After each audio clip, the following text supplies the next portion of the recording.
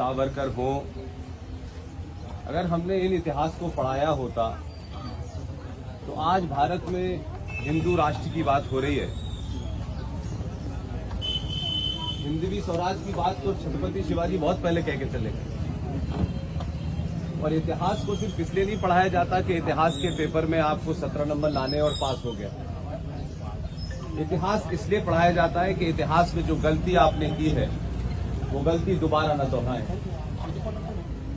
अगर शिवाजी को पढ़ाते वक्त अफजल खान का जिक्र आता है कि अफजल खान के साथ में शिवाजी ने क्या किया, अगर ये पढ़ाया होता तो फिर इस देश में अफजल गुरु पैदा नहीं होते। लेकिन हमने चोरों का, दलालों का, इन्फॉर्मरों का इतिहास पढ़ाया है, इसलिए समाज वैसे ही हो गया। और वो उनकी गिनती इतनी बढ़ गई है देश में कि किसी भी पुरुषार्थी, किसी भी बहादुर के बारे में बात करो तो उसका विरोध करने लगते हैं। आज भी समाज में कोई बहादुर आदमी बड़े काम कर रहा हो, सांस्कृतिक और आपकी सभ्यता को पुनर्स्थापित अगर वो कर रहा हो, तब भी हमें लगता है कि जब तक 2 रुपए किलो चावल और 1 महीने की बिजली में हमें नहीं मिलेगी तो हम वोट नहीं देते। हम छत्रपति शिवाजी, सावरकर, सुभाष के वंशज हैं। अगर कहीं बोली भी हमारी लगे तो इतनी महंगी बोली लगे कि कोई खरीद ना पाए, लेकिन हम 2 रुपए किलो चावल में 5 साल में समय आता है वोट देने के लिए।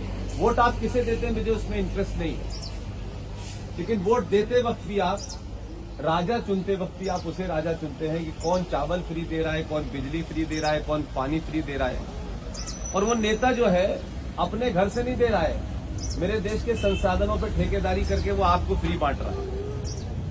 तो जब समाज ऐसे लोगों को चुनने लगे और बिकने लगे तो समझ लीजिए कि समाज जो है भौतिक रूप से जिंदा है लेकिन अंदर से मर चुका है। तो छत्रपति शिवाजी महाराज की जब भी नाम आएगा तो सिर्फ इसलिए नहीं कि छत्रपति शिवाजी महाराज ने ये किया। छत्रपति शिवाजी महाराज ने अपनी दूरदृष्टि से आज के भारत की कल्पना की थी। और अगर उस वक्त हिंदवी स्वराज की बात को लेकर आज आगे चलते तो ये गली गली, मोहल्ले मोहल्ले जो लोग इस देश को दारुल हरब बनाना चाहते हैं, उनका इलाज बहुत पहले हो जाता। आपने मुझे इतने महत्वपूर्ण मौके पर शिवाजी के इस क्षेत्र में उनकी इतनी बड़ी प्रतिमा के सामने मुझे आने का मौका दिया। आप सबका बहुत बहुत धन्यवाद। Thank you very much.